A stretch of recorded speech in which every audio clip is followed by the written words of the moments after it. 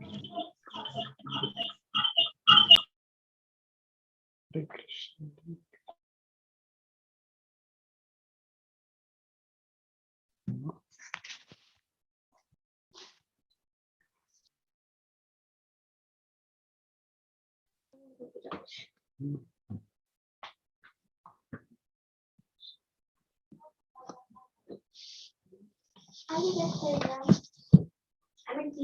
Hare Krishna, Hare Krishna, Krishna Krishna, Hare Hare, Hare Rama, Hare Rama, Hare Krishna, Krishna Krishna, Hare Hare, Hare Rama, Hare Rama.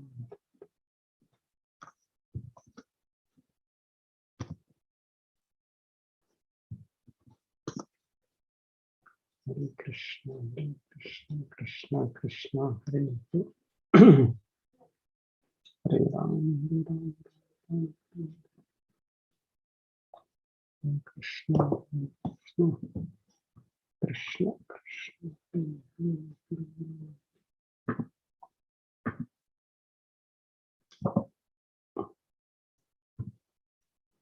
Hare Hare Krishna, Krishna Krishna. Okay, we can get started now. Hare Krishna.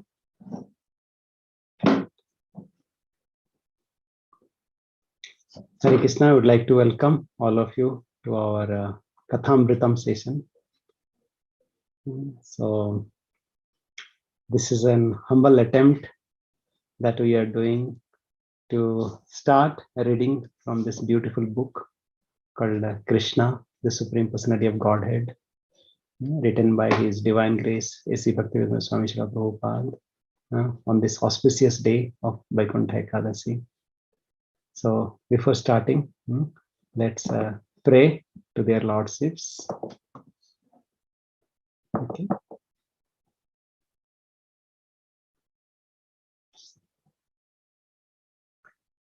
Om Ajnanatimmirandhasya Jnananjanasalakaya Chakshurunmilitam Yena Tasmai Shri Gurave Namaha. Namo Vishnu Padaya Krishna Pristhaya Bhutale Srimate Bhakti Vedanta Swamini Namine.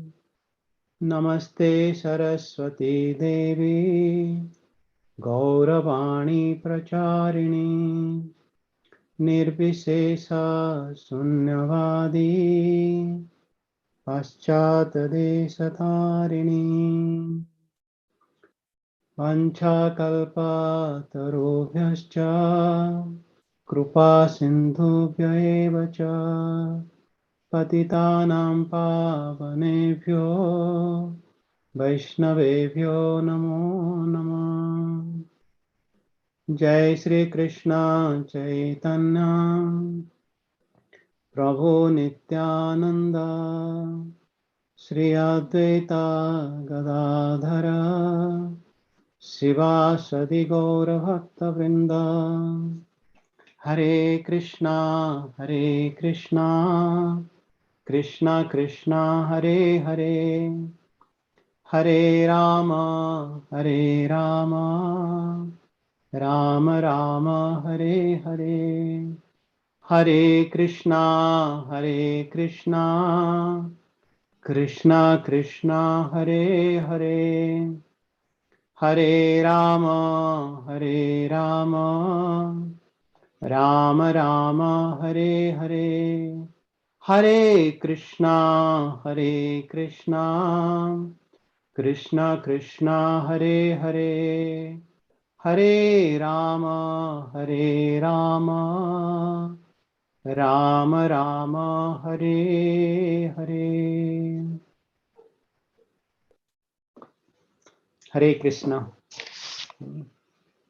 So once again, I would like to welcome all of you to our Kathāmṛtam sessions.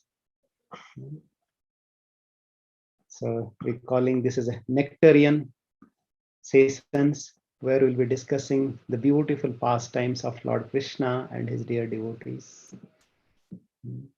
And yes, the difference between the sweet things of the material world and the nectar of the spiritual world is that once we take this sweet,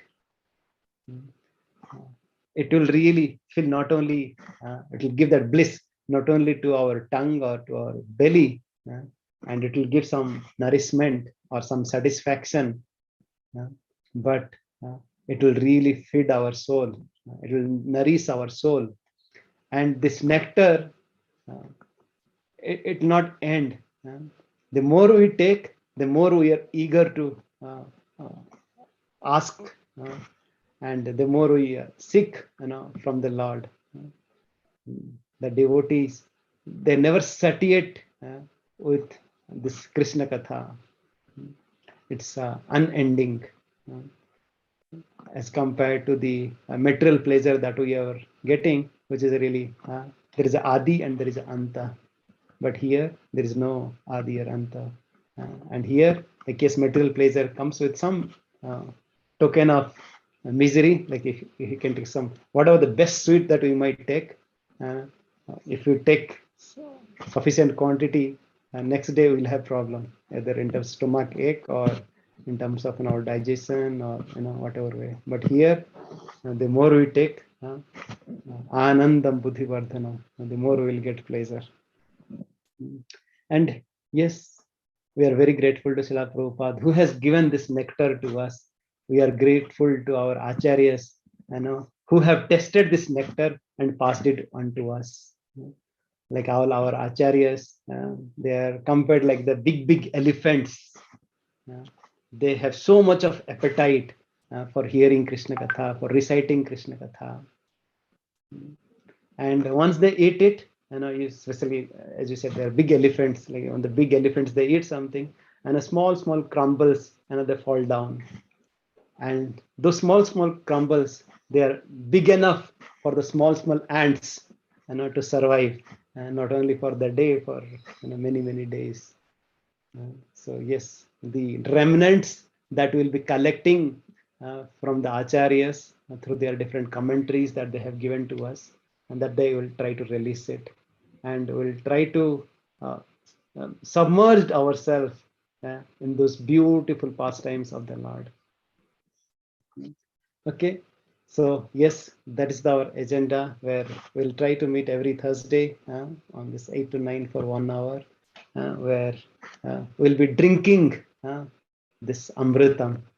Yes, we'll be drinking not through our mouth, but drinking through our ear, and we can drink as much as possible. And we have chosen this most auspicious day of Vaikuntha Ekadasi, because yes, Vaikuntha means especially as we know in South India and in some part of other North India as well. This is one of the most auspicious Ekadasi, like Ashadi Ekadasi in Maharashtra. So here, like this is the day, especially it is considered Nama Alvar, is one of the Alvar of Sri Sampradaya. He went back to Godhead. And of course, for the devotees, Lord has given the opportunity to go back to Godhead.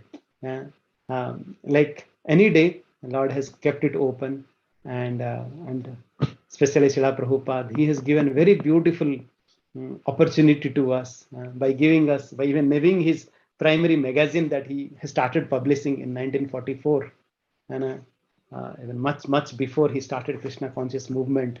And he started this magazine called Back to Godhead. He wanted to give this opportunity for everybody, so that everybody can really go back to Godhead. Everybody can go back to the Vaikuntha, because in that Vaikuntha, yes, there is no kuntha, there is no misery, there is no shortage, there is abundance.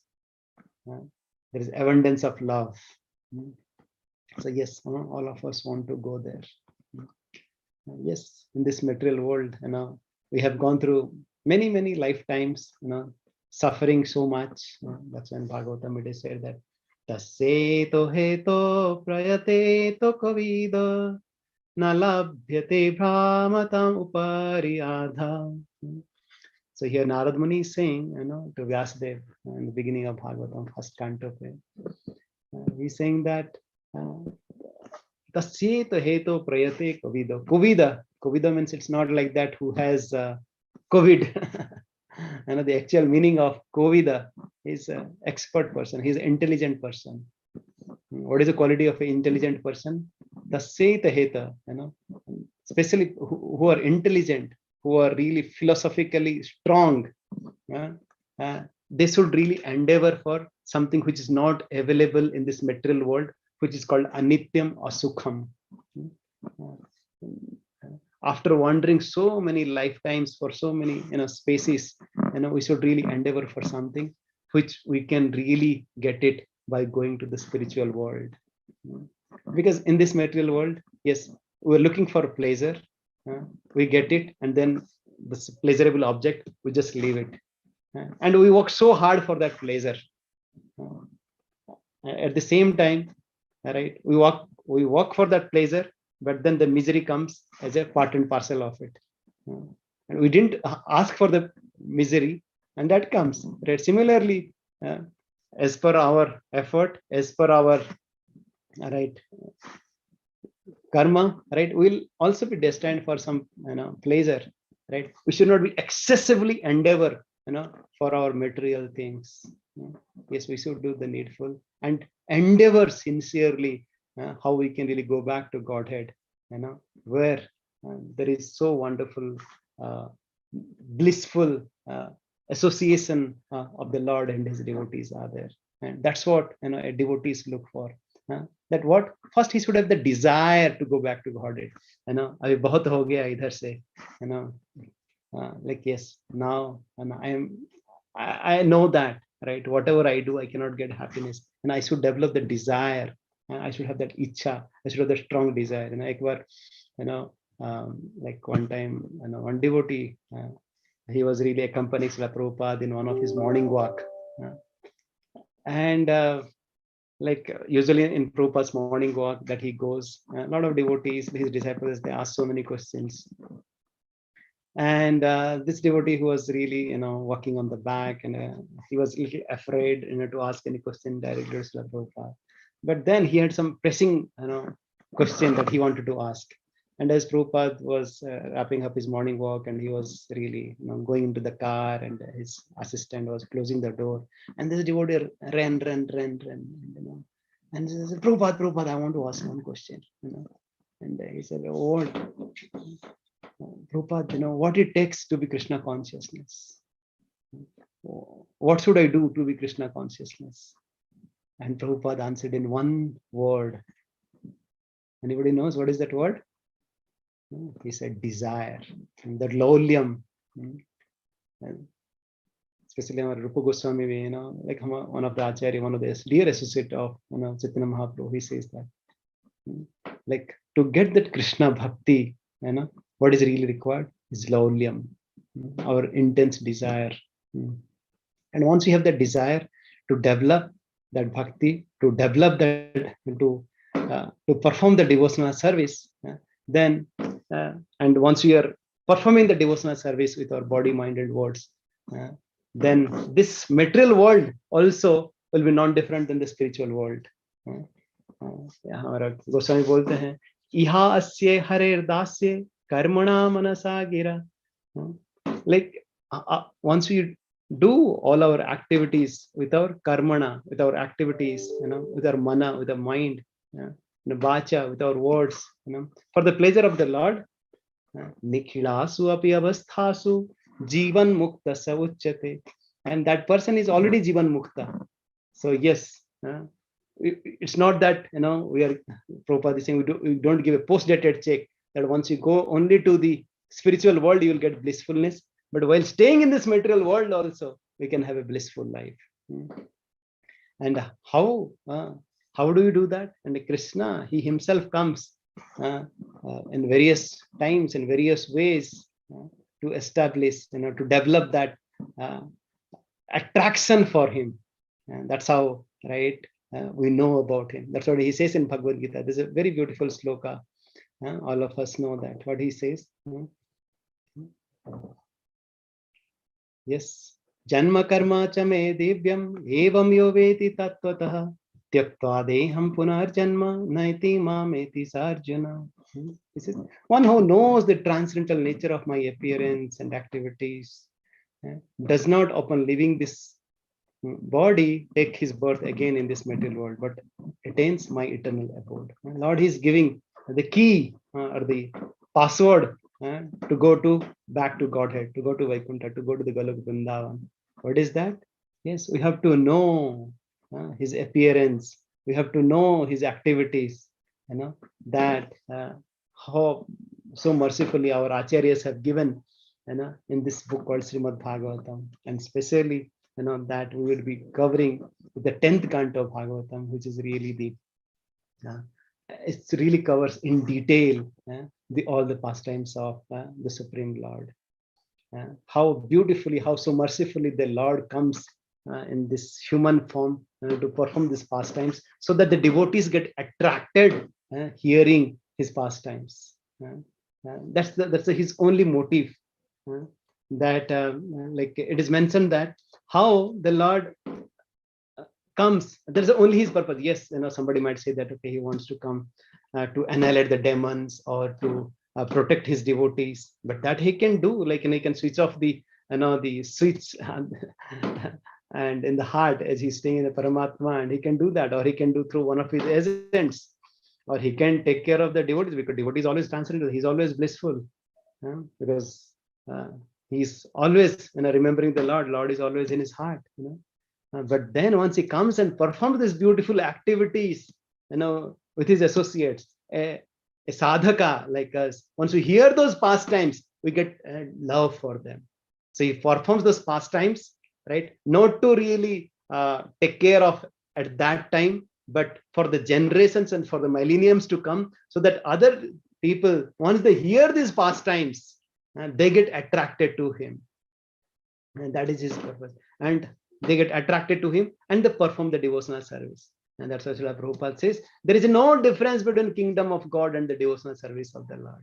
So once we are doing this process of bhakti, then we are already in the kingdom of God.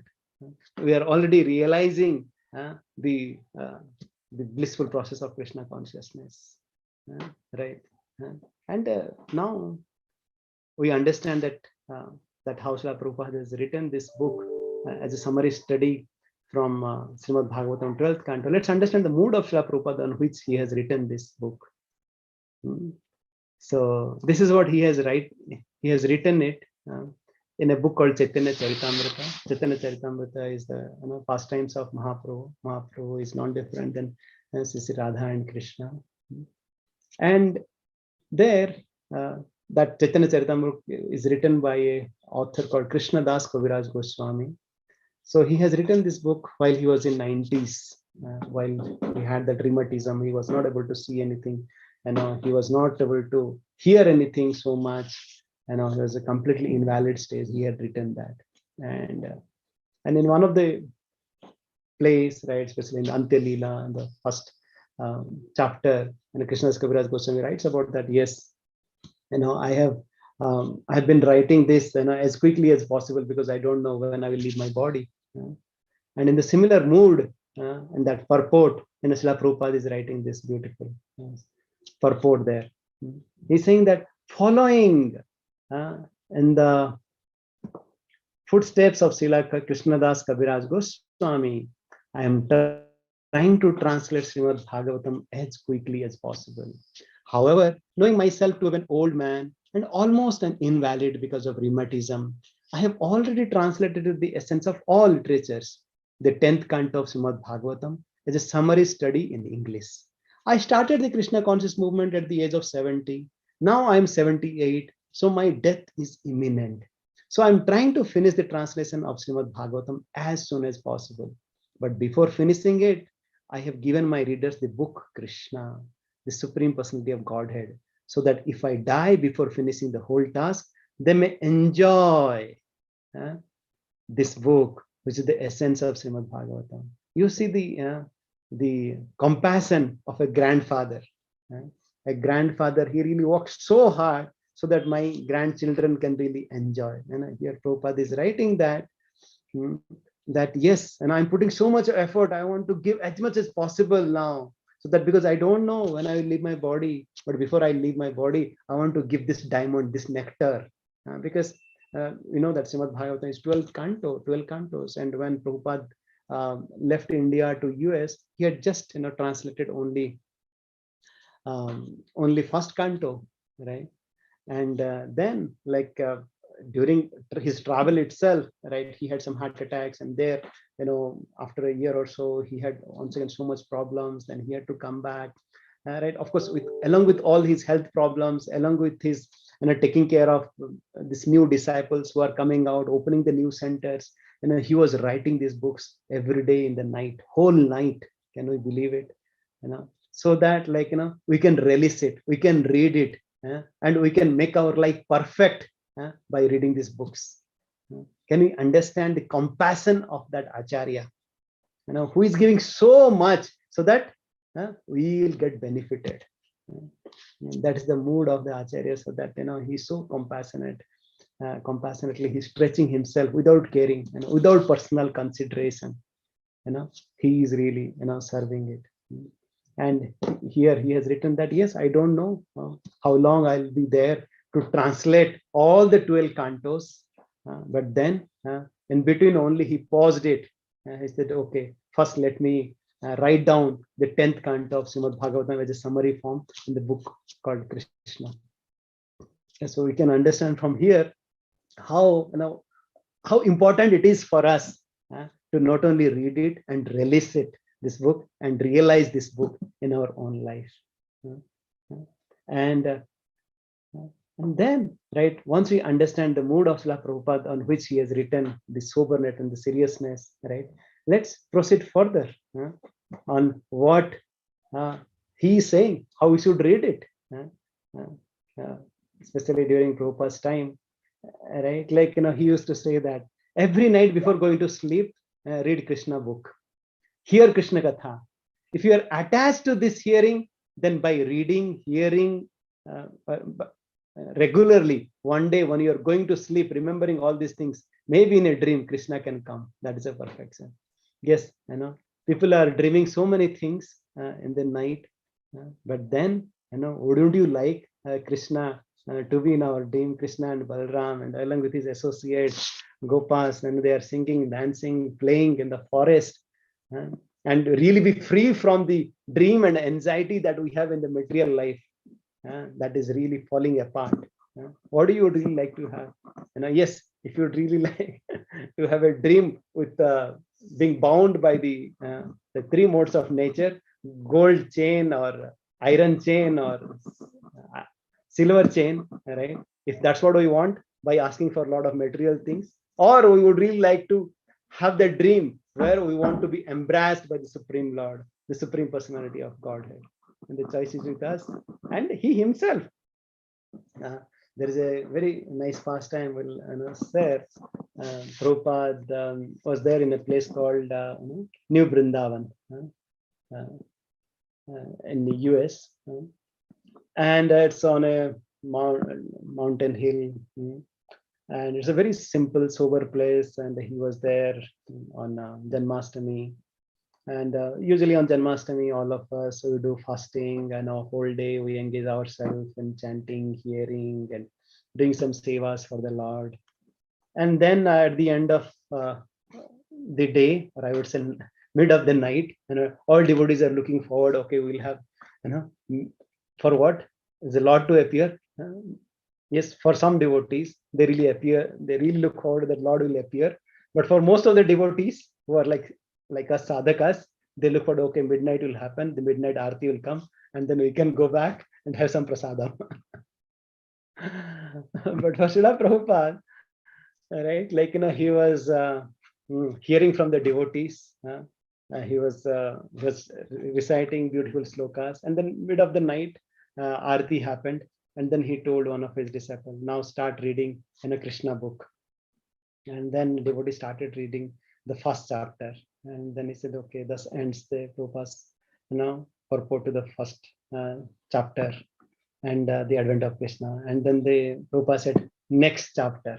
The Then they started reading the second chapter, and during the meantime, all the devotees were really feeling so tired. Somebody was dozing, and somebody was sannyas danda was really falling, right? Because all the devotees were really tired. But Prabhupada was closing his eyes, and he was completely absorbed, in hearing the pastimes of the Supreme Lord Krishna. And then when the second chapter over, Prabhupada said, next chapter. And the devotees were saying, Jai Srila Prabhupada externally, but in the meantime, they were thinking of, where's the time to take rest? Right? And then third chapter, then Prabhupada opened his eyes, and this the devotees were feeling really, really tired. Then he said, okay, thank you very much for joining. Right? This we can see, right? At least, of course, we cannot imitate, but we can really get the inspiration from them, that how a devotee is so much attached to hearing Krishna Katha, getting so much attached to reading Krishna Katha and sharing Krishna Katha with others.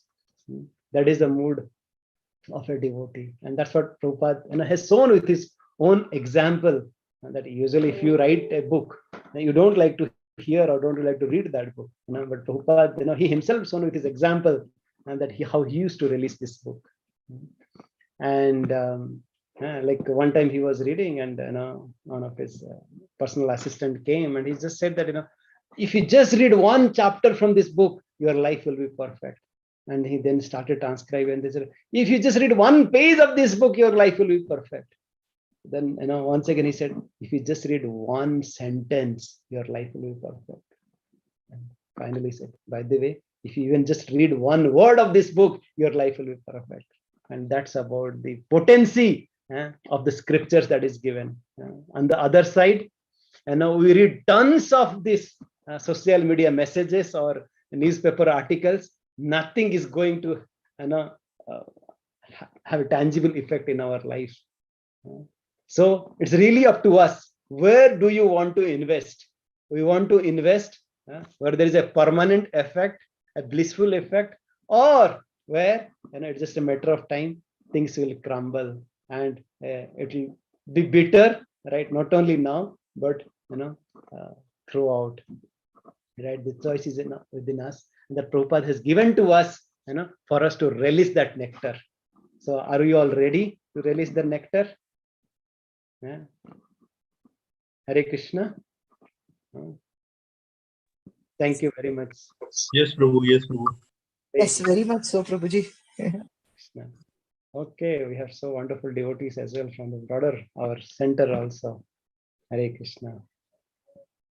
Okay, so here, then let's hear what exactly Prabhupada is saying about this book, Krishna. Let's read a little bit today, and then we'll see whatever Lord inspires us to go as much as possible. So everybody can repeat after me. This is a very, very beautiful sloka that is there in this 10th canto, first chapter, and the 4th sloka we'll be discussing in detail in our subsequent sessions. But Prabhupada is writing this verse in the preface of this book. Nibruta tarse rupagiyamana. Nibruta tarse rupagiyamana. Bhavo sadasrotra manobhirama. Bhavo sadasrotra manobhirama. Kautama sloka gunanuvada. Kautama sloka gunanuvada. Puman virajeta vina pasukna. Puman virajeta vina pasukna. In the Western countries, when someone sees the cover of a book like Krishna, he immediately asks, who is Krishna? Who is this girl with Krishna, etc. The immediate answer is that Krishna is the Supreme Personality of Godhead. How is that? Because he confirms in exact details to descriptions of the Supreme Being, the Godhead. In other words, Krishna is the Godhead because he is all attractive. Outside the principle of all attraction, there is no meaning to the word Godhead. How is it that one can be all attractive? First of all, if one is very wealthy, if he has a great riches, he becomes attracted to people in general. Similarly, if someone is very powerful, he also becomes attractive. And if someone is very famous, he also becomes attractive. And if someone is very beautiful or wise or unattached to all kinds of possessions, he also becomes attractive. So from practical experience, we can observe that one is attractive due to wealth, power, fame, beauty, wisdom, and renunciation. So one who is in possession of all six of these opulence at the same time, who possesses them to an unlimited degree, is understood to be the Supreme Personality of Godhead. These opulences of the Godhead are delineated by Parasar Muni. And we have seen many rich persons, many powerful persons, many famous persons, many beautiful persons, many learned and scholarly persons and persons in the renounced order of life unattached to material possession. But we have never seen any one person who is unlimitedly and simultaneously wealthy, powerful, famous, beautiful, wise, and unattached like Krishna in the history of humanity. So Krishna is the Supreme Personality of Godhead, is a historical person who appeared on this earth 5,000 years ago. He stayed on this earth for 125 years and played exactly like a human being, but his activities were unparalleled. From the very moment of his appearance to the moment of his disappearance, every one of his activities is unparalleled in the history of the world. And therefore, anyone who knows what we mean by Godhead will accept Krishna as the Supreme Personality of Godhead. No one is equal to the Godhead and no one is greater than him. That is the familiar of saying God is great. So here, how Prabhupada, he's talking about what is Krishna means. What is a Krishna? Krishna means the all attractive. And yes, people talk about, oh, Krishna is the great, or God is great, but how great he is, nobody knows about it. But here, so beautifully, Prabhupada talks about, quoting from Parasar Muni, if a person is attractive, by having these opulences like fame, knowledge, beauty, wisdom, and renunciation, and so on. But then anybody is there who is having unlimited and also simultaneously all these six opulences, and that's only Krishna, and that's how he is attractive, and that's how in different scriptures, it is mentioned, and it is defined who is Krishna, and who is Krishna. It is defined as a Krishir Bhuvachaka Sabda Nascha Nibruti Vachaka Tayar Aikyam Param Brahma Krishna iti Avidhiyate. The word Krish is the attractive feature of the Lord's existence. As a Sattva, it's a through which Lord attracts everyone, all the living entities. And the Nascha Nibruti Vachaka. As a na also Ananda. He really also gives the spiritual pleasure. So once this Krish and na, Tairekyam Param Brahma, Krishna. Once they come together, these two letters, Krish and na, right? They really indicate the supreme truth. They are the Param Brahma, right? How this whatever we can see, whatever is attractive, whatever is a pleasure, right? But the epitome of it, the summum bonum of it, is really defined in this two syllable, Krishna. And that's how our Acharya, especially, is one of the dear associate of Chaitanya Mahaprabhu called Haridas Thakur. And there are devotees like Rupa Goswami and Sanatana Goswami, right? They very beautifully write that whenever I hear this word Krishna, right, I desire that. I have hundreds and thousands and millions of tongues. I have hundreds and thousands of ears because I'm not happy just hearing one time this Krishna word. Because most of the times, we hear from Srila Prabhupada and all our devotees that, okay, let's chant the holy name of the Lord. We become so, because of our jaundice-like situation, even if you take sugar cane, it feels bitter for us. But we can hear, from this devotees of the Lord, the perfect devotees of the Lord, the pure devotees of the Lord, how they really relish, and how they really realize this meaning of the word Krishna. That's why Krishna and his name, they are not different. The Lord and his name, they are not different. And we can also get that opportunity. We can also realize that, the blissfulness of the Lord Krishna, by sincerely chanting this Hare Krishna Mahamantra. Hare Krishna, Krishna Krishna, Hare Hare, Hare Rama, Rama Rama, Hare Hare. Yes, offenselessly, sincerely, we take shelter of Panchatattva and our acharyas, and then we can realize this sweetness, madhuram, mangalam mangalebhyopi. Right? There is nothing auspicious. There is nothing sweeter, and that's what is there in this Krishna. Not only the word, but also the Satchidananda Vigraha form of the Supreme Lord. And yes, that form, yes, what is there? It is having all the opulences simultaneously and all in full. And how unfortunate it is for all of us that we get really attracted, to someone, which is having who are like glowworms, right? We are attracted to the glowworms and we are running behind the glowworms, but sun is standing, that we are really keeping ourselves in the dark, and no, we want the light of the glowworm. It's how unfortunate it is that Lord is there, Krishna Surya Sama Maya Andhakar. So how we are not able to realize the full potency of the Supreme Lord, the knowledge of the Supreme Lord, the merciful nature of the greatness of the Supreme Lord, but then we are attracted by the so-called love, so-called opulence, so-called knowledge of this material world. So as we proceed further, right, how a devotee realizes that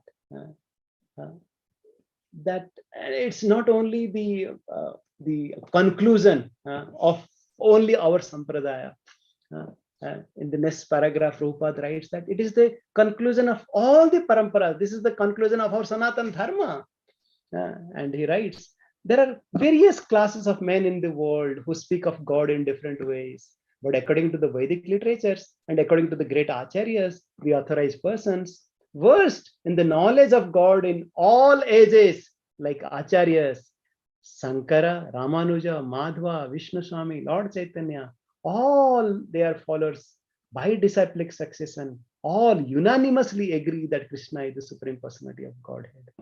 And as far as we, the followers of Vedic civilizations, are concerned, we accept the Vedic history of the whole universe, which consists of different planetary systems called Swargaloka, or the higher planetary system, or Martyaloka, or the intermediary planetary system, or Pataloka, the lower planetary system.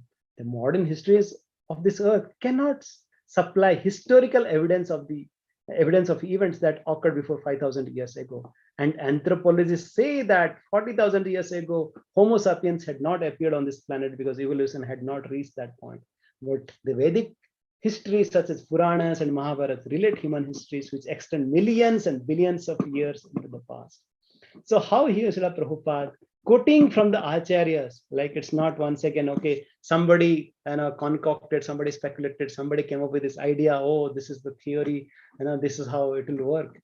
How Prabhupada quoting from the acharyas, that yes, we might not know Krishna, we might not know the scriptures, but the pillars of this Sanatana Dharma, like Ramanacharya, Madhvacharya, Vishnu Swami, all these acharyas who are really regarded all over this India and all over the place, right? How they accept Krishna is the Supreme Personality of Godhead. And very beautifully, our acharyas are singing this beautiful verse. Maybe you can recite and remember. And of course, anybody knows, especially Sanskrit, then they can understand that even in Sanskrit there are 7 karakas are there, like Pratama, Dvitiya, and so on. All the karakas are there in this one verse. So the meaning of this verse is like, oh Krishna, you are everything. Sri Krishna Saranam Samasta Jagatam Krishnam Vina Kagati Krishnena pratihanyate kalimalam Krishnaya karyam namaha. Krishna trasati kala bhima bhujago Krishnasya sarvam vase. Krishne bhakti rakhandita bhavatu me. Bho Krishna tumeva asraya. Your devotees are praying to Krishna. Oh Krishna, you are the center of the entire universe, entire Brahmanda. And oh Krishna, without you there is no shelter. Krishnam vina kagati. Krishnena pratihanyate kalimalam. All the the mala, all the dirty things of this Kali Yuga, they really get removed. They get really washed away, through your mercy. And oh Krishna, Krishnaya karyano, you are the predominator. You are kind of a sanctioner of all the activities. Krishna trasyati kala bhima bhujago. Even the fear personified, the time personified, where everybody is afraid of death, but death is afraid of Krishna. And Krishnasya sarvam vase. Everybody is so much of attracted towards Lord Krishna. And to that Lord Krishna, Krishne bhaktir akhandita bhavatame. It's not that, okay, I want to do bhakti only in the weekends or only on Ekadasi.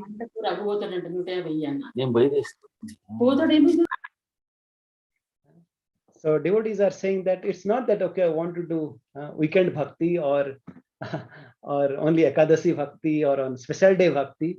There is no hetu or there is no pratihata. A devotee wants to sabai pumsa parodharmo yato bhakti radheksaje ahetuki apratihata. A devotee does a bhakti without any hetu, any reason. Okay, for this reason I am doing bhakti. Or it's not that, okay, because this happened, I cannot do bhakti. Right? Uninterrupted and unconditional bhakti. That's what a devotee does. And he's saying that, oh Krishna, you are only my shelter. Isn't it so wonderful that how our acharyas have really inspiring us, encouraging us with so beautiful this verse, that how we should really take shelter of the Supreme Lord and tell Krishna, oh Krishna, I am yours. That yes, I have taken shelter of so many things and so many people, but I have miserably failed. But now I'm really showing with my ananyatam, right? I don't have any other shelter. And also, oh Lord, I am coming to you, but I am also akinchan. I don't have anything to offer it to you. I'm just offering my heart, and please accept it, and please take away so-called of my independent mentality of going here and there, and let me take your complete shelter. Because that's what it is. Like, once we understand Krishna as the Supreme Personality of Godhead and not as a mythological or mystical person, and Prabhupada very clearly telling that he's a historical person. He's a person, right? And it happened, and even the so-called archaeologists or the so-called modern scientists, even they have said, like, through this excavation of Dwarka, or the palace of Jarasandha, or the pillars of Nanda Maharaj that we see in in Vrindavan. There's so many places we can really, but people are so misled, so clouded by their darkness that they don't want to really accept it. And that's the unfortunate thing, because if you focus more on that point, right, and then our material absorption will really get washed away. They want to focus on some IPL cricket or some cricket where they can get more money, they can get more enjoyment, but they don't want to talk about, like, what are the kind of pastimes that Lord had performed, and by taking that, and how we can really go back to the Supreme Lord, how we can enjoy the Supreme Lord. That's the beauty. That's the beauty of this understanding the scriptures. And let's proceed further. What Prabhupada is saying in this. So he's saying that, for example, from these literatures, we are given the histories of Krishna's appearance and disappearance millions and billions of years ago. In the 4th chapter of the Bhagavad Gita, Krishna tells Arjuna that both he and Arjuna had many, many births before, and that he could remember all of them, but Arjuna could not. This illustrates the difference between the knowledge of Krishna and that of Arjuna. Arjuna might have been a very great warrior, a well-cultured member of the Kuru dynasty, but after all, he was an ordinary human being. Whereas Krishna, the Supreme Personality of Godhead, is a possessor of unlimited knowledge because he possesses unlimited knowledge. Krishna has a memory that is boundless. Krishna's knowledge is so perfect that he remembers all the incidents of his appearance some millions and billions of years in the past. But Arjuna's memory and knowledge are limited by time and space, for he is an ordinary human being. In the fourth chapter, Krishna states that he can remember instructed the lessons of Bhagavad Gita some millions of years ago to the sun god Vivaswan. So here, once again, Prabhupada trying to really bring this point, the difference between the Supreme Personality of Godhead, who is really the Bibhu, and the living entity who's like Anu. What is the difference? He quotes from Bhagavad Gita, especially in the Bhagavad Gita 4th chapter in the beginning, how Lord says, Imam Bivaswate Yogam Proktavan Aham Abhyayam. Oh, Arjuna, it's not that I'm speaking to you this Bhagavad Gita for the first time. I have spoken to Vivaswan, the sun god, millions of years back. And Prabhupada, quotes in the purport, he says, approximately around 120 million years back, right? Like, some people say that, okay, Homo sapiens appeared this years back, or, people even talk about this Vedic civilization so many thousands of years back. But here we are talking something that happened, millions and millions of years back. And then Prabhupada quotes also how Krishna, he knows everything, whether it happened in millions of years back or what is going to happen, millions of years ahead also. That's why, in 7.26, right, Lord says that Vedaham samati tani vartamanani charjuna bhavisyani cha bhutani mam tu vedana kashana.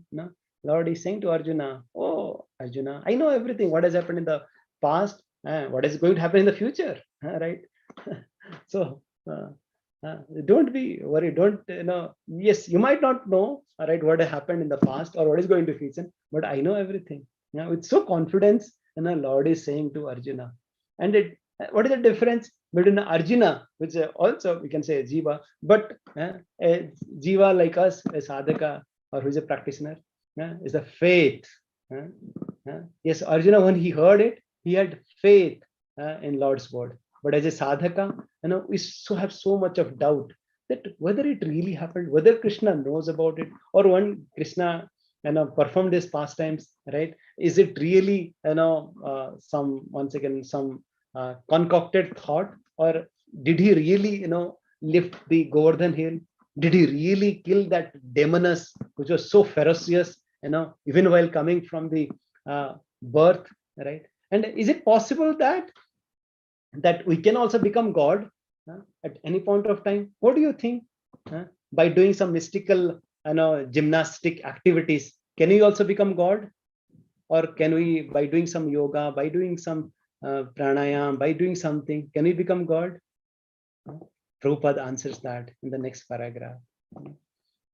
He's saying that, yes, nowadays it is a fashion of the atheistic class of men to try to become God by following some mystic processes.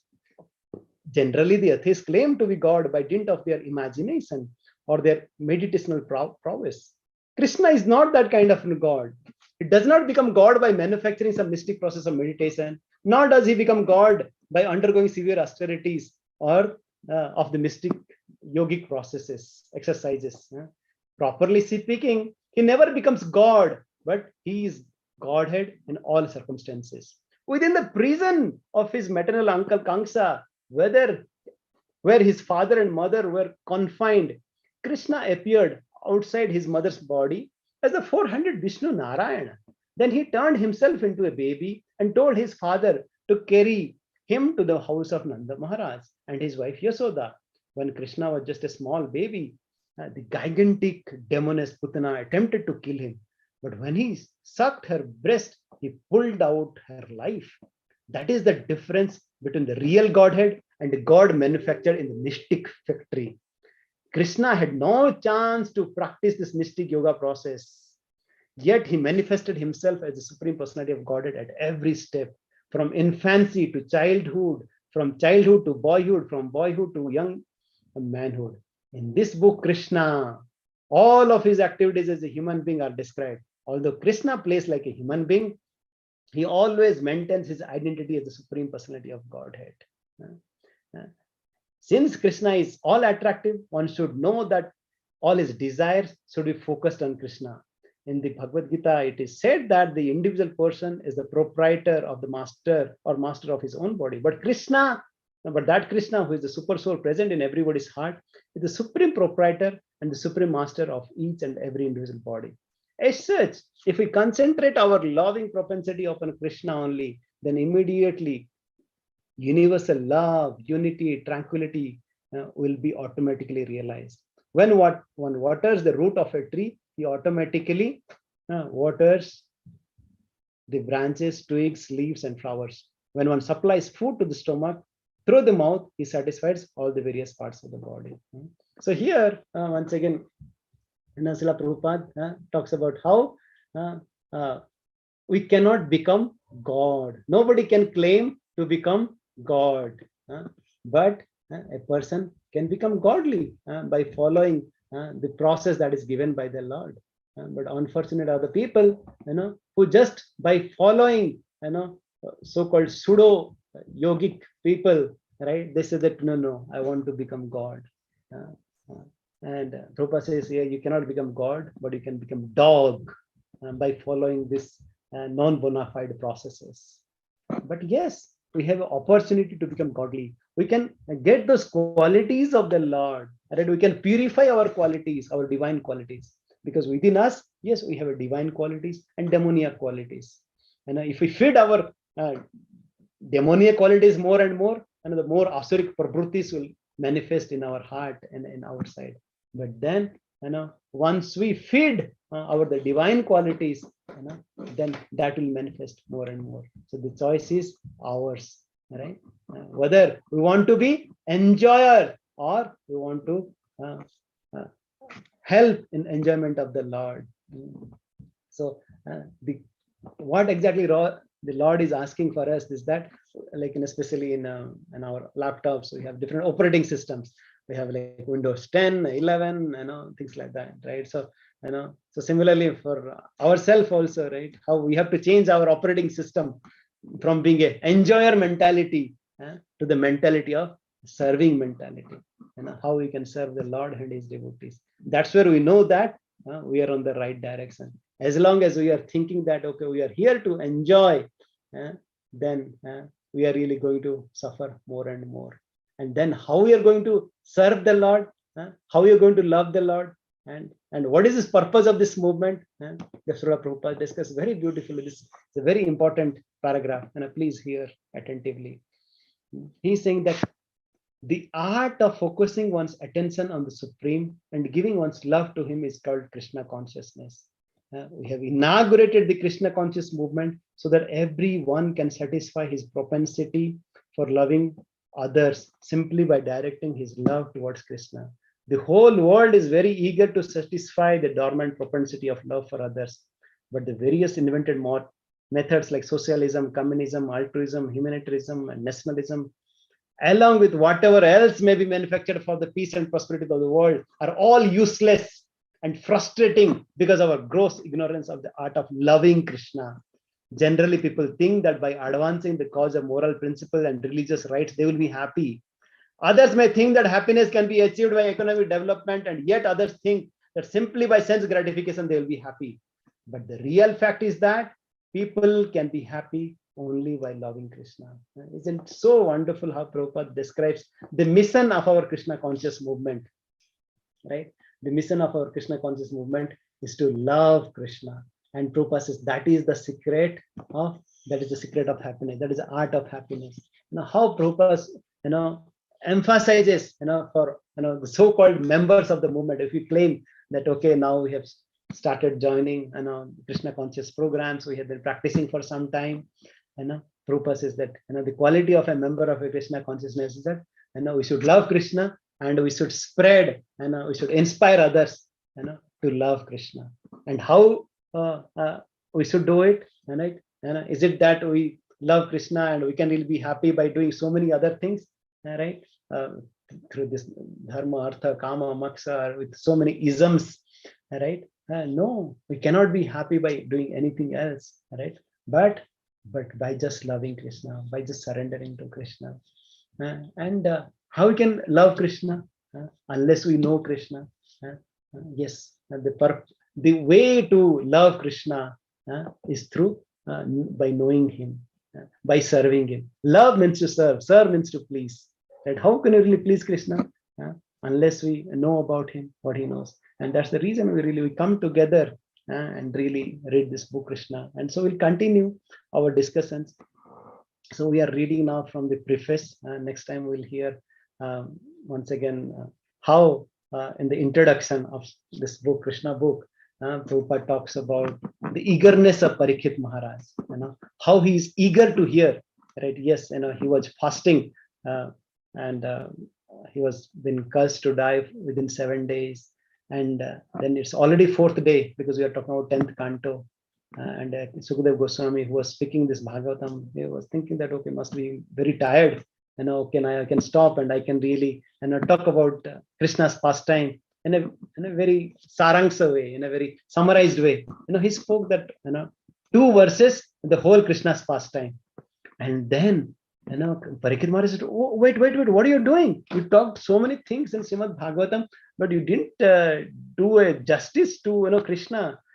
What they have done to my grandfather and what he has done to me, and I have heard so many things about Krishna, and you're just summarizing it in in just 2 verses. I'm not happy with it. Please describe in detail, prachur matra se and bistar se. That is a quality of a devotee. That is the quality of a Parikshit Maharaj, and that's what we'll be discussing, right?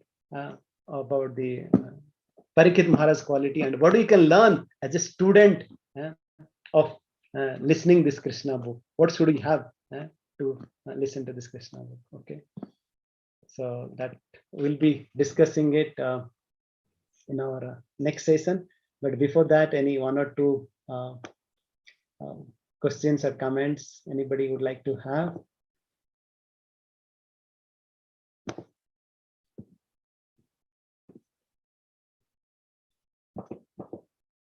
Yes, this is our plan for the next session. So yes, any questions, comments, thoughts, anything else that you wanted to hear? Yes.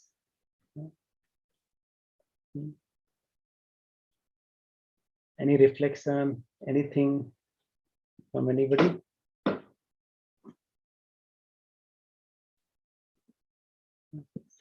Yes. Just we'll end our program with this beautiful verse once again that we read it. Nibruta tarse rupagiyamana bhavo osada srotra manobhirama. These pastimes of the Supreme Lord, they really are being enjoyed. They are being recited by the Atma Ramas, by the devotees who are so much completely immersed in the Lord's devotion, but also the sadhakas. And for the sadhakas, this Krishna Kathas act as a bhava ausadhi. They act as a bhava ausadhi. So that this acts like a medicine for the sadhakas, through which we can come out of this bhava sagar.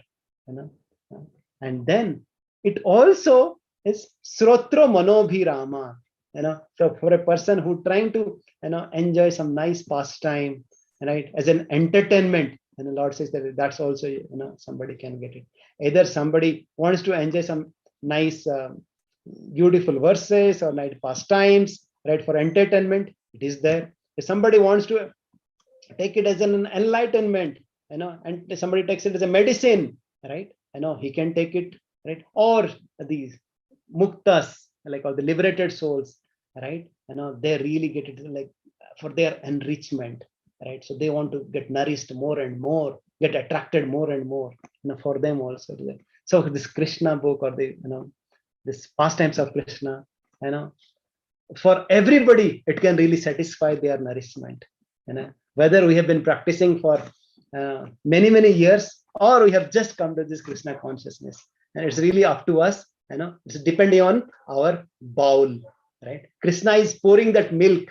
It's really up to us.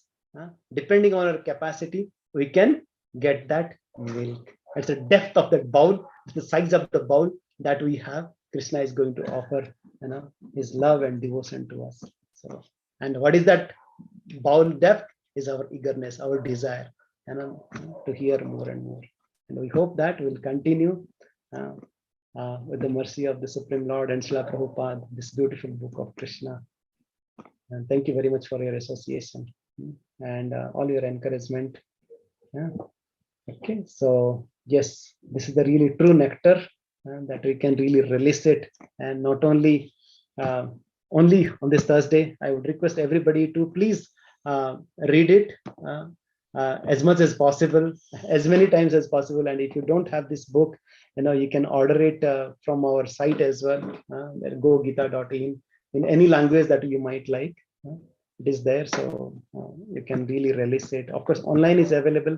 You can read online to the site, but I would still recommend you to have the physical book because it's always handy, so that you can read it. And as we heard from Prabhupada, yes, we can just read one chapter or at least one page, right, every day before going to the bed. We can really make, and that's really our true ticket going back to Vaikuntha or the spiritual world. By getting immersed ourselves into this wonderful pastimes of the Lord. And that's how we can make our humble beginning on this auspicious day of Vaikuntha Ekadasi really meaningful. Thank you very much. Srila Prabhupada ki Jai.